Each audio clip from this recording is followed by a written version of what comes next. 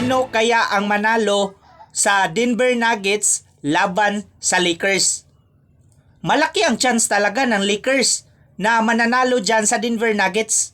Kasi sa standing pala ngayon, ang Denver Nuggets ay wala sa playoff spot. Kaya talagang malaki ang chance ng Lakers na mananalo laban sa Denver Nuggets.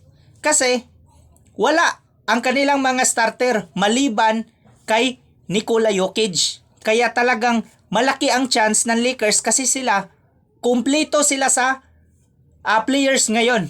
Kaya talagang may potential ang Lakers na mananalo.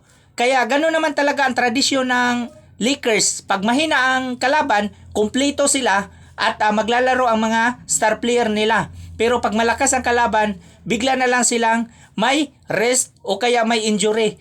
Kaya ngayon, expected na talaga na maglalaro ang buong team ng Lakers kasi ang kalaban nila ay mahihina na team, which is ang star player ng Denver Nuggets si Nikola Jokic lang.